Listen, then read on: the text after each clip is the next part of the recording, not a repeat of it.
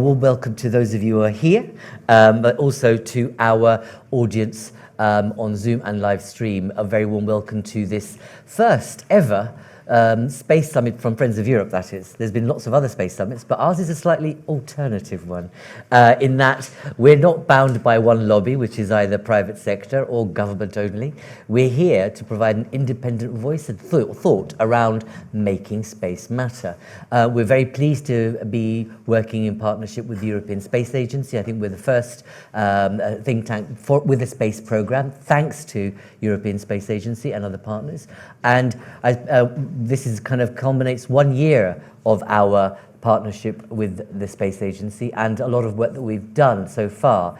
And so we thought, what better than, rather than just have a 1 hour conversation, let's dedicate 3/4 of a day, but let's make it sing differently. So what we have in store for you is, in a moment, we have the Director General of the European Space Agency, who's going to set out his response to some of the challenges we find ourselves in as we look ahead, where we've come from.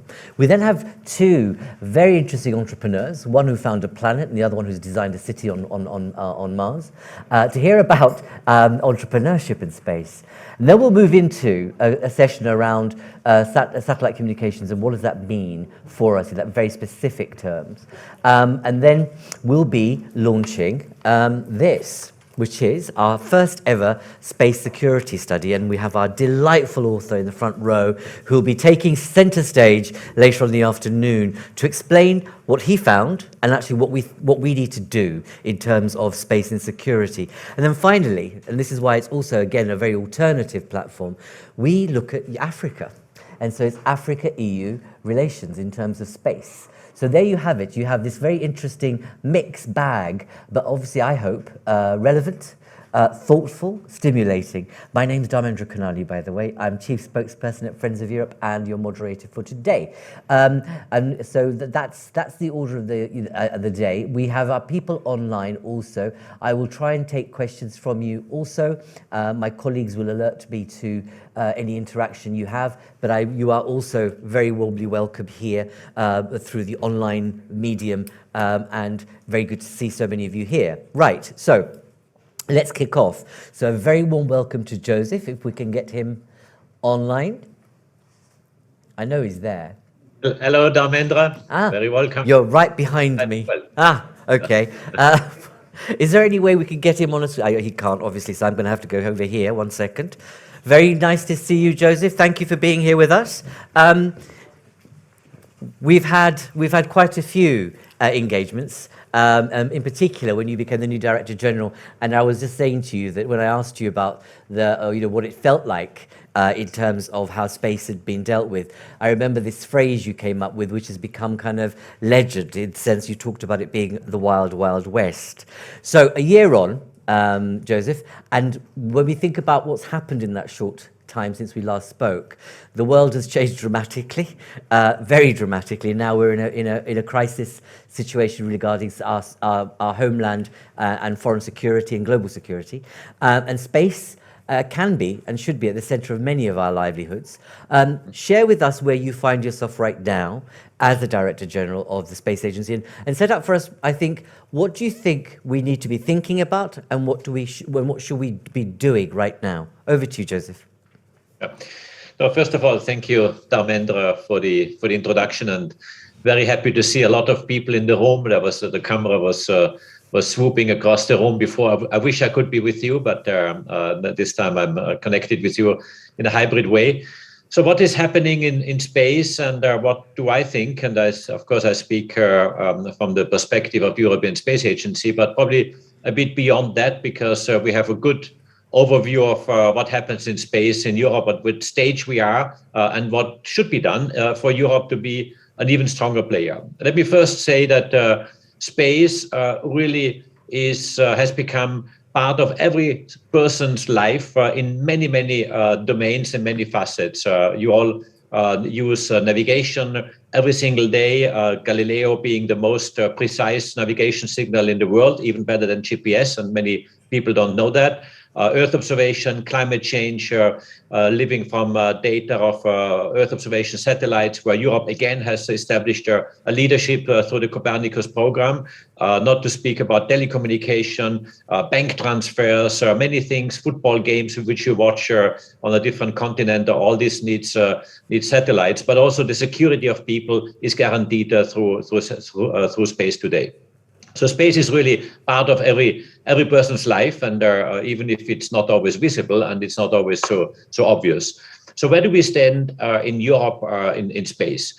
First, what happens at the moment is I call it the second space race. The first one obviously being the space race in the 60s during the Cold War, when the US and the USSR and the US were competing to be the first one on the moon. We know the outcome of that. And now we have a second space race where we see the United States and China at government level investing massively in space. But also the commercial sector being a new participant in this race in space through SpaceX, Jeff Bezos's Blue Origin, and many other companies that are coming to life and really coming and funded by commercial means. So there's a lot of enthusiasm happening again in space, both in the public side and on the commercial side, which is supporting it. So the big question is, where does Europe stand, and is Europe a good player in this, and is Europe really participating in this race and the opportunities that are at stake? Let me start with the government side. On the government side, of public spending in space, the US has and China have about the same economic strength as Europe, if you put Europe together, either in the EU context or EU plus ESA context, with, of course, the UK, Switzerland, Norway being part on the ESA side. The economic weight of Europe is similar, not exactly the same, but similar to that of China and the US. But in space, we are spending much less than others are spending. For example, the space funding in the public side in the US is about 6 times as much as in Europe. In China, it's a bit difficult to measure because the figures are not published, but also the way how they invest in space projects is done in a very different way. So you cannot really compare. But in any case, we see the outcome of what happens in China, enormous and almost at the same level as the US, and really with in a very short period of time. Within 10 years, they have done what really was quite eye-opening, and with the speed how they build up this space sector. And Europe is somewhere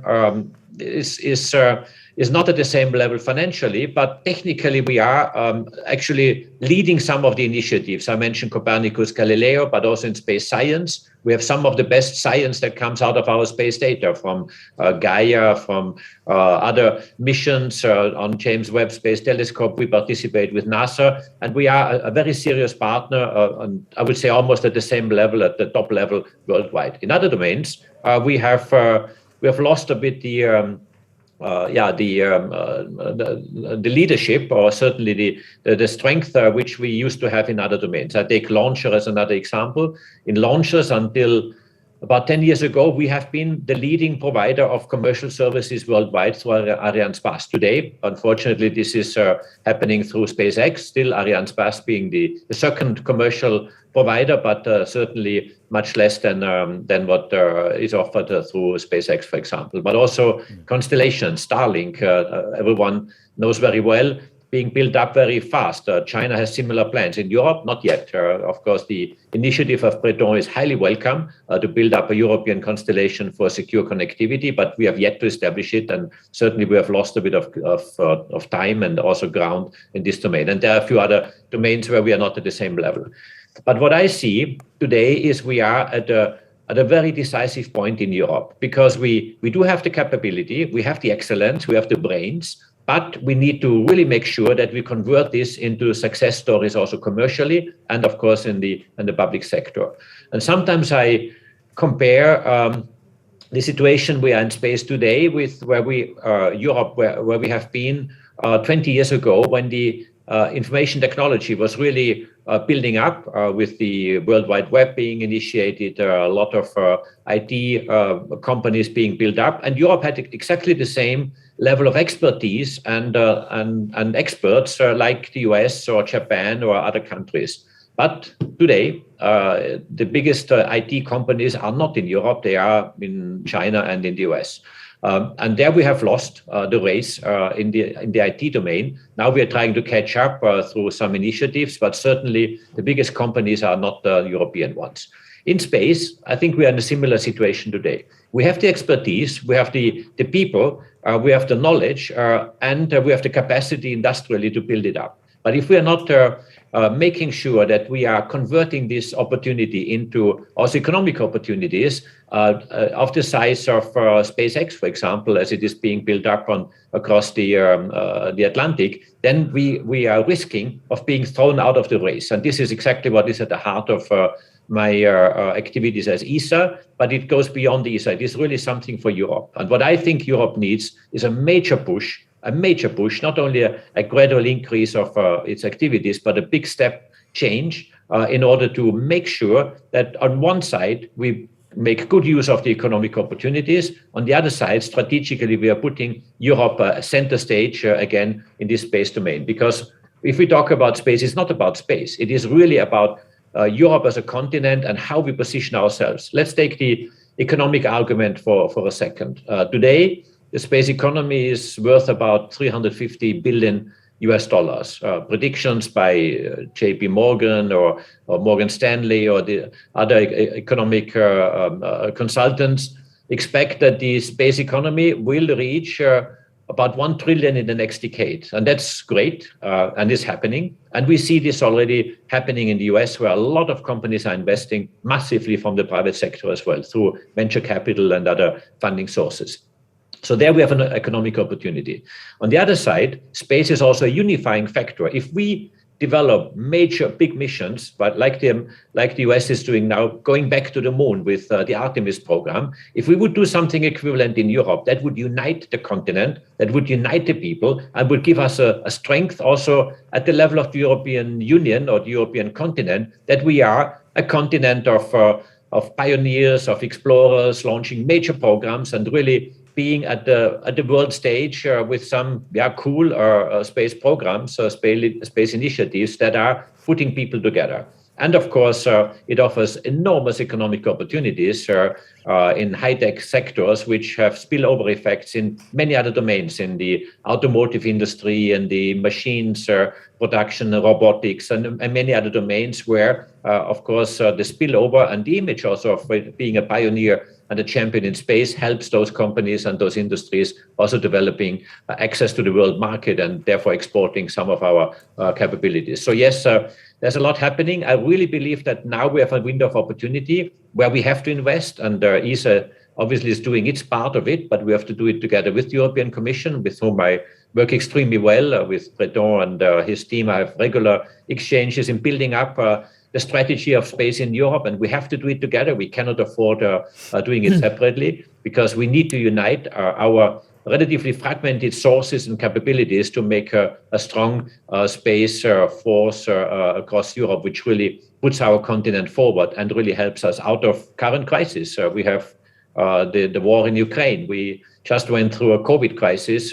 Of course, it's all tough. Of course, it's all difficult. But because it is so difficult, we need to invest more in space in order to really pull Europe out of, I would say, a stagnant current economic situation, but also upwards in terms of giving some lighthouse projects for the future, and therefore making sure that Europe stays up front on the world stage. Joseph, thank you very much. I know that we've just on time, but and if anyone if got a burgeoning question and that they just can't let go of, just indicate to me, would you? But I am running out of time. Two very brief points from me, Joseph, and I know this is a difficult question. Do you feel the political climate has changed in European Commission Council to invest more in space? And the second point is, what about the private sector? Where are they in this? Why aren't we thinking about creative ways of increasing venture capitalism in a platform through Europe to be able to upsize the investment in space? Yeah, no, thanks. First question, did the climate change? Absolutely. And especially since the 24th of February, the situation has drastically changed geopolitically, but also in space. First, we suffer from the from the invasion of Russia and Ukraine in many aspects, in the energy sector, the inflation which is coming towards us and so on, but also in space, because we had a lot of cooperations, big projects with Russia. And I was proposing to my member states to untie them. That means to suspend this cooperation and therefore stop working with Russia. And this is what happened. ExoMars, Soyuz from Kourou, but also Luna 25, Luna 26, Luna 27, components, Titan tanks, and so on, are all examples of that. And yes, that is painful, to be honest. This was not an easy thing to move forward to, but we have been very quick, very decisive in what needs to be done, and our member states have made very clear decisions, very quick decisions, all in line with the sanctions that are imposed at the level of government. So yes, this is a change. That means Europe has to become more